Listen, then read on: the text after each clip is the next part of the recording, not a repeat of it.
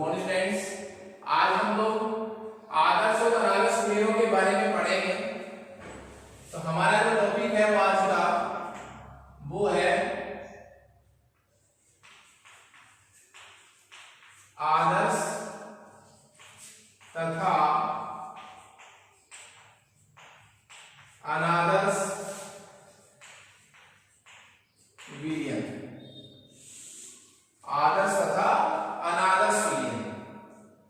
देखिए, इसी टॉपिक को अपन तुलनात्मक रूप से पढ़ेंगे। अलग अलग पढ़ने की बजाय हम इसको अंतर के रूप में पढ़ेंगे। तो सबसे पहले इधर हम किसको पढ़ेंगे? आदर्श को।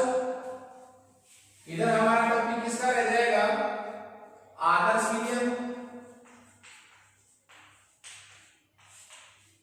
और इधर हमारा हो जाएगा अनादर्श विलयन। ओके, देखिए आदर्श और अनादर्श में मुख्य अंतर क्या है? वह विलयन जो प्रत्येक सांद्रता पर राउल के नियम का पालन करता हो वो क्या कहलाएगा? आदर्श। जो प्रत्येक सांद्रता पर राउल के नियम का पालन नहीं करता हो वो क्या कहलाएगा? अनादर्श। तो फर्स्ट पॉइंट क्या हो जाएगा? प्रत्येक सांद्रता पर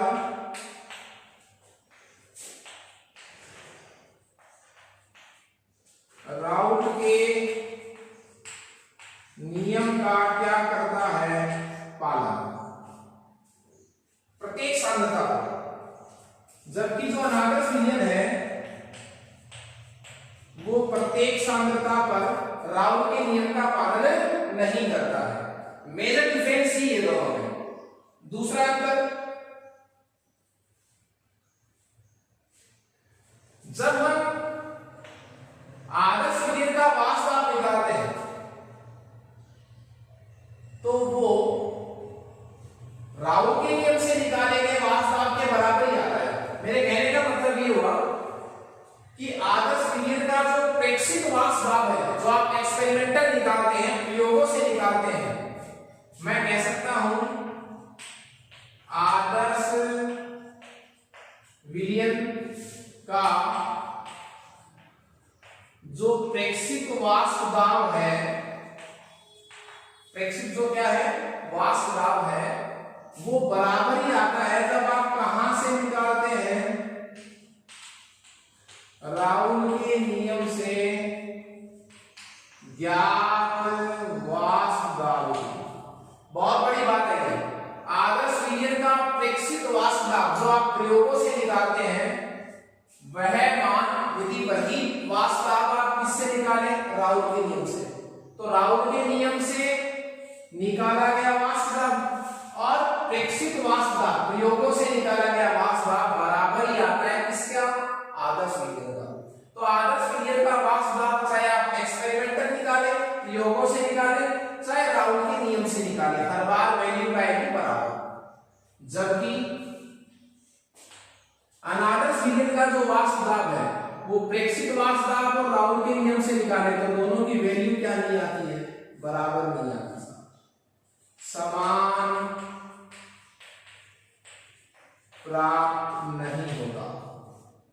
ठीक है, कहने का मेरा मतलब ये हुआ, जब आप अनादर्श विलयन का वास्तव निकालेंगे तो उसमें प्रेक्षित वास्तव और राउल के नियम से निकालेंगे उसी अनादर्श विलयन का, तो दोनों बार वैल्यू क्या नहीं आएगी? बराबर नहीं आएगी। समझ चुके आप?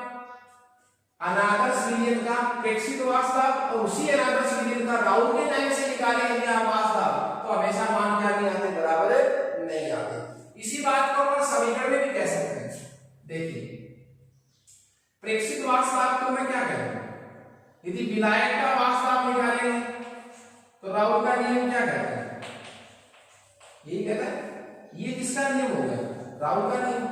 और ये प्रेक्षित कह सकता हूं, दोनों वैल्यू बराबर है। तो जो पीए का मान है वो पीए डॉट एक्सए के बराबर नहीं आता। ये लो साहब, ये प्रेक्षित वास्तव हो गया, ये राउल के नियम से निकालना हो गया। राउल का नियम क्या कहता है? शुद्ध को किससे गुणा कर दो? होल लिमिट से।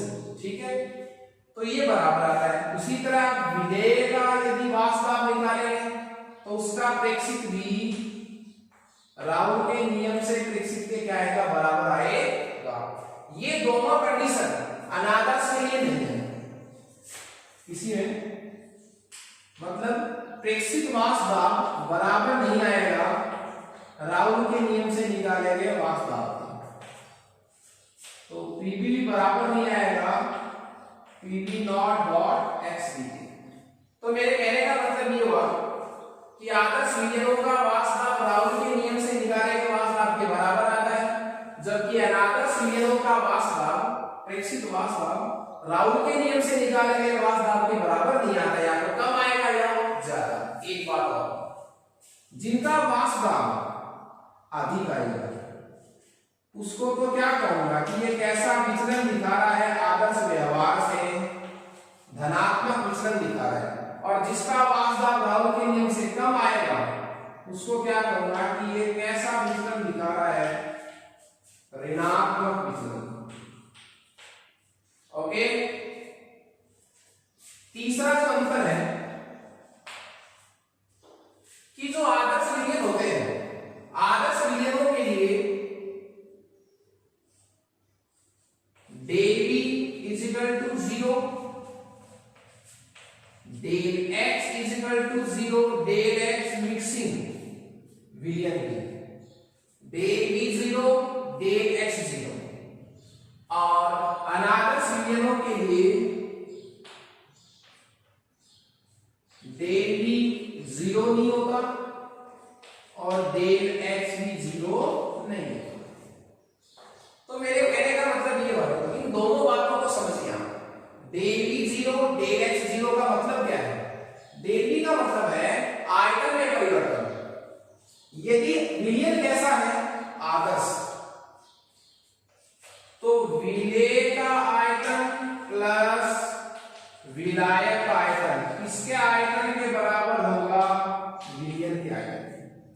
मान लीजिए आपने 10 ml विलेय मिलाया है, 20 ml विलायक मिलाया है, तो यदि आदर्श विलयन यदि वो बना है, यदि है, तो विलयन का कितना आयतन होगा, 30 ml। तो विलयन में आयतन परिवर्तन कितना होता है, 0, न आयतन बढ़ता है और नहीं घटता है। जबकि अनादर्श विलयनों के लिए आयतन में परिवर्तन 0 नहीं होता। मतलब क्या हुआ, जब अनादर्श विलयन बनेगा तो विलयन का आयतन विलेय प्लस विलायक के आयतन से ज्यादा भी हो सकता है और कम भी हो सकता है।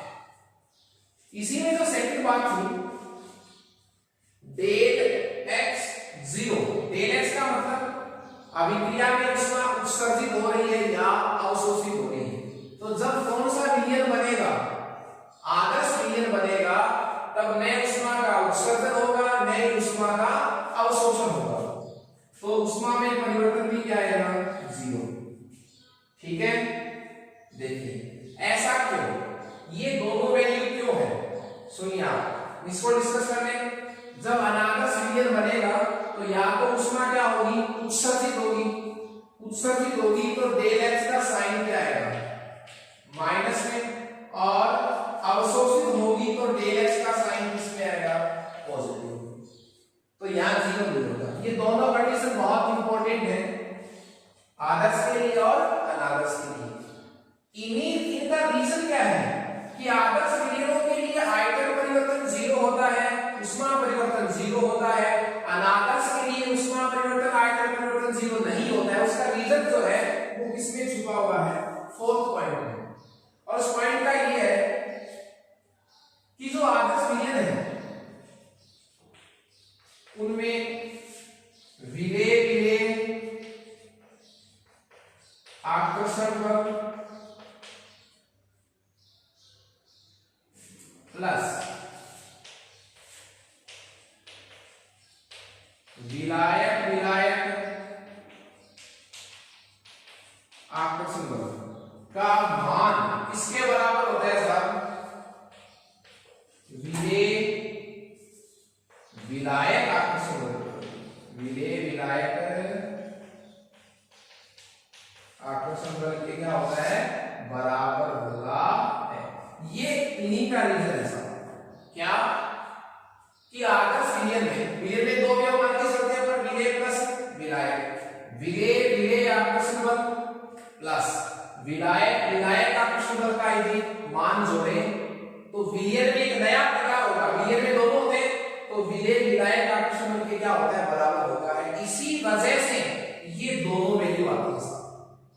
दोबारा समझिए आप, मैं इसका एक एग्जांपल आपके सामने लेकर चलता हूं। देखिए जैसे मैं एक सॉल्यूशन ले रहा हूं, एग्जांपल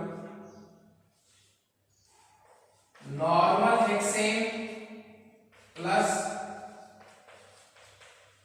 नॉर्मल हेप्टेन, इन दोनों का जो विलयन है वो एक कैसा विलयन है, आदर्श। आप एग्जांपल से समझ जाएंगे। देखिए हेक्सेन एक हाइड्रोकार्बन है, हाइड्रोकार्बन में कैसे आकर्षण बल होते हैं, वान डेर वाल आकर्षण बल होते हैं। हेप्टेन भी एक हाइड्रोकार्बन है, इसमें भी कैसे आकर्षण बल है, वान डेर वाल आकर्षण बल। तो दोनों ही आकर्षण बल हेक्सेन और किसमें है, हेप्टेन में। अब जब दोनों मिक्स होंगे तो दोनों के मिक्स होने पर जो सॉल्यूशन बनेगा उसमें भी कैसे आकर्षण बल होंगे, वान डेर वाल आकर्षण बल ही होंगे। क्योंकि जब मिलने वाले दोनों अवयवों में इसमें भी वान डेर वाल आकर्षण बल है, इसमें भी वान डेर वाल आकर्षण बल है, तो इन दोनों से मिलकर बनने वाले विलयन में भी कैसे आकर्षण बल होंगे, वान डेर वाल आकर्षण बल। तो कहने का मतलब क्या हुआ, आदर्श विलयन में विलय विलय आकर्षण बल मतलब हेक्सेन हेक्सेन के बीच आकर्षण बल, विलायक विलायक दोनों में कोई सा मान सकते हैं, हेप्टेन हेप्टेन के बीच आकर्षण बल का मान जो है वो विलयन में एक नया आकर्षण बढ़ेगा। कौन सा, हेक्सेन और हेप्टेन के बीच। तो ये भी कैसा आकर्षण होगा, बोलिए, वान डेर वाल आकर्षण। तो दोनों का वैल्यू क्या रहेगा, बराबर। अब देखिए मतलब क्या होगा, जब वैल्यू बराबर है दोनों को मिलाने पर बराबर आकर्षण बल है। पहले भी आकर्षण बल बराबर थे विलय और विलायक में, और मिलाने के बाद भी आकर्षण बल क्या है, वो के वही है। तो न तो आयतन बदलेगा और न क्या बदलनी पड़ेगी, उष्मा। न उष्मा का अवशोषण होगा, न उष्मा का उत्सर्जन होगा। तो ये दोनों कंडीशन जो है वो इसलिए लगती है क्योंकि आकर्षण बलों का मान क्या होता है, बराबर। अनादर्श के लिए बात करें, अनादर्श के लिए हम यही बात करेंगे तो विलय विलायक आकर्षण बल विलायक विलायक आकर्षण बल विलय विलायक आकर्षण बल के बराबर नहीं होगा। कहने का मतलब विलय विलय को क्या कहते हैं, कैसे आकर्षण बोल दूं, बीवी आकर्षण बल। विलायक विलायक में आकर्षण बल को क्या नाम दे दूं, ए आकर्षण बल का मान बराबर नहीं होता, कैसे बल के, विलय विलायक आकर्षण बल के बराबर नहीं होता। और इसी वजह से ये दोनों वैल्यू आती है। कैसे आती है समझिए आप। जैसे मैं सॉल्यूशन दे रहा हूं साहब, एथेनॉल प्लस जल को मिलाकर क्या बना रहा हूं, विलयन। ठीक है, एथेनॉल एथेनॉल प्लस जल, ये विलय मान लो और ये क्या मान लो, विलायक। तो एथेनॉल प्लस जल जो है वो एक किसका एग्जांपल है, अनादर्श विलयन का एग्जांपल है। अब देखिए मतलब क्या होगा, एथेनॉल एथेनॉल में कैसे बंद होते हैं, एल्कोहल एल्कोहल में परस्पर कैसे बंद होते हैं, साहब पता है आपको, हाइड्रोजन बॉन्ड। एथेनॉल एथेनॉल में कैसे बॉन्ड रहते हैं, हाइड्रोजन बॉन्ड। एथेनॉल क्या है, विलय। तो विलय विलय के बीच कैसा बॉन्ड है, हाइड्रोजन बॉन्ड। जल जल अणु के बीच भी क्या पाया जाता है, हाइड्रोजन बॉन्ड। एक दो जल के अणु में आपस में कौन सा बंद होता है, हाइड्रोजन बॉन्ड। तो देखिए एथेनॉल में भी हाइड्रोजन बॉन्ड और जल में भी हाइड्रोजन बॉन्ड। पर जब दोनों को मिलाएंगे, दोनों को क्या करेंगे, मिलाएंगे, तो इस बार हाइड्रोजन बॉन्ड किसके बीच बढ़ेगा, एथेनॉल और जल के बीच। तो हाइड्रोजन बॉन्ड की कैपेसिटी कम हो जाएगी, उनकी सामर्थ्य जो है वो कम हो जाएगी, बंध कमजोर हो जाएंगे, तो वाष्प क्या बनेगी, ज्यादा। क्यों, तो आकर्षण बलों का मान जो है वो क्या नहीं होगा, बराबर नहीं होगा। एक बात और, ये जो वैल्यू है कि आयतन परिवर्तन जीरो नहीं होता, उष्मा परिवर्तन जीरो नहीं होता, इन दोनों का रीजन क्या है, ये वाला कि आकर्षण बलों के मान भी बराबर नहीं होते। कौन से आकर्षण बलों के मान, विलय विलय आकर्षण बल विलायक विलायक आकर्षण बल के बराबर ही यदि विलयन में भी आकर्षण बल है, बराबर है विलयन में, तब तो जीरो वैल्यू आएगी। और यदि विलय और विलायक के मध्य आकर्षण बलों का मान विलयन के आकर्षण बलों के मान से कम ज्यादा है तो आपको आयतन में भी चेंज दिखाई देगा और उष्मा में भी चेंज दिखाई देगा। तो कहने का मतलब ये हो गया, ये अंतर था आदर्श और अनादर्श विलयन में। अब हम अनादर्श विलयन के दो प्रकार पढ़ेंगे।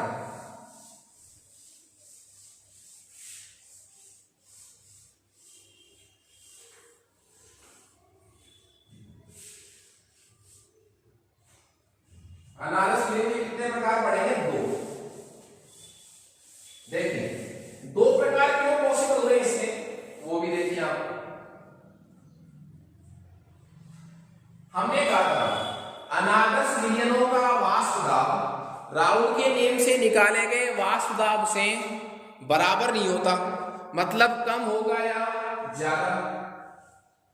तो इसको तो यही लिखा होना चाहिए अनादर्श को। इसके कितने प्रकार बता रहे हैं? दो प्रकार। एक तो जो राउल के नियम से कैसा विचलन दिखाते हैं? धनात्मक विचलन दिखाते हैं, मतलब जिनका वाष्प दाब राउल के नियम से निकालेंगे वाष्प दाब से भी क्या आता है? अधिक आता है। और एक ऐसे अनादर्श है ऋणात्मक विचलन वाले अनादर्श विलयन। दो प्रकार के अनादर्श विलयन हो गए हैं, धनात्मक वाले और ऋणात्मक वाले। देखिए दोनों ही किसके प्रकार हैं? अनादर्श के। तो पहली बात इन दोनों पर लागू करते हैं। पहली बात क्या लिखी थी हमने अनादर्श में कि वे विलयन जो राउल के नियम का पालन नहीं करते प्रत्येक सांद्रता पर, तो न तो ये पालन करेगा और न ये पालन करेगा। दूसरी बात क्या थी कि अनादर्श विलयनों का वाष्प दाब, ये है वो प्रेक्षित वाष्प दाब। अनादर्श विलयनों का प्रेक्षित वाष्प दाब राउल के नियम से निकाले गए वाष्प दाब की क्या नहीं होता? बराबर। ये तो प्रेक्षित है और ये किसका नियम है? राउल का नियम। तो राउल के नियम से निकालो और प्रेक्षित निकालो, दोनों की वैल्यू क्या नहीं है? बराबर नहीं है। तो या तो वैल्यू क्या आएगी? ज्यादा, या क्या आएगी? वैल्यू कम। यदि किसी अनादर्श विलयन का वाष्प दाब राउल के नियम से निकाले गए वाष्प दाब से अधिक आ रहा है तो वो धनात्मक विचलन वाला अनादर्श कहलाएगा। और यदि किसी अनादर्श विलयन का वाष्प दाब राउल के नियम से निकाले गए वाष्प दाब से कम आ रहा है तो वो ऋणात्मक विचलन वाला अनादर्श विलयन कहलाएगा। तो धनात्मक विचलन का मतलब क्या हुआ? वह अनादर्श विलयन जिसका वाष्प दाब, चाहे वो विलेय हो चाहे वो विलायक हो, जिसका वाष्प दाब अधिक आएगा किससे? राउल के नियम से। तो विलेय का भी अधिक आएगा किससे? राउल के नियम से। तो अधिक कम ही है, जीरो तो नहीं है। और ऋणात्मक विचलन क्या होगा? जिसका वाष्प दाब कम होगा, जिसका प्रेक्षित वाष्प दाब कम होगा किससे? राउल के नियम से। पीबी भी कम होगा राउल के नियम से निकाले गए वाष्प दाब से।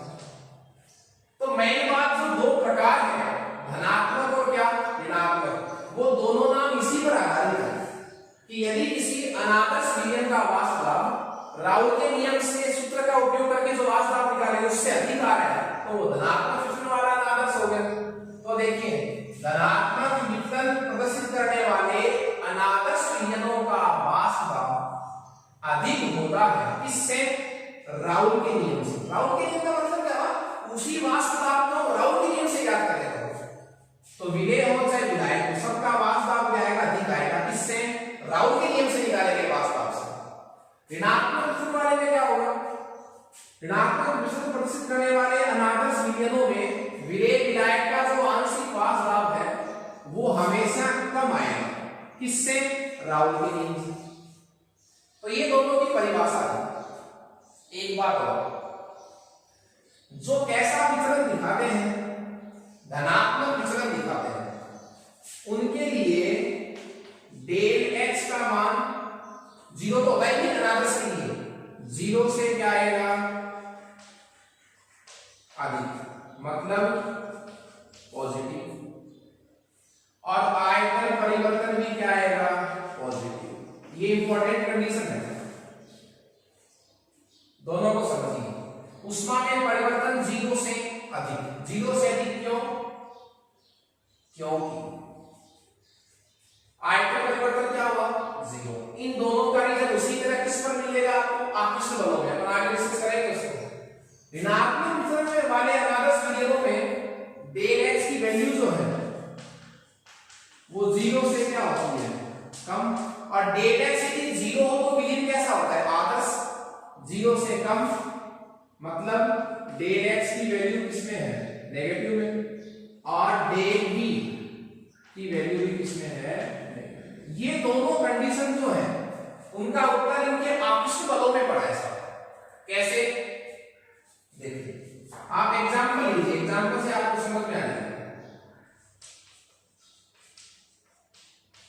एथेनॉल प्लस जल, और इधर मैं एग्जांपल ले लेता हूं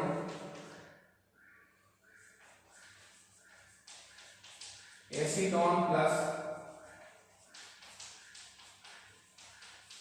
क्लोरोफॉर्म। दोनों एग्जांपल को देखिए आप। एथेनॉल प्लस जल, इसको आप विलेय मान लीजिए, इसको क्या मान लीजिए? विलायक। एथेनॉल में कैसे बंद होते हैं साहब? मैंने अभी आपको बताया था, हाइड्रोजन बॉन्ड। जल में भी कैसे बॉन्ड पड़े हैं? हाइड्रोजन। ठीक है। एथेनॉल और जल में भी आपस में भी क्या पाए जाते हैं? बताओ, हाइड्रोजन बॉन्ड। तो देखिए, पहले भी हाइड्रोजन बॉन्ड थे और अब भी क्या? Hydrogen bond. मतलब एथेनॉल और जल के बीच आकृष्ट बल क्या है? प्रबल है। इन दोनों के बीच भी अच्छा बल भी है, तो दोनों के बीच अभिक्रिया हो रही है, बंध बन रहा है, तो एनर्जी में क्या आएगी? कमी। तो ऊष्मा का क्या होगा? उत्सर्जन। ऊष्मा का क्या होगा? उत्सर्जन। अब देखिए, उत्सर्जन की जहां बात आती है, यदि इसमें हम उत्सर्जन वाली बात लिखेंगे तो ऊष्मा शोषी को हमें करना पड़ेगा। कहने का मतलब क्या हुआ?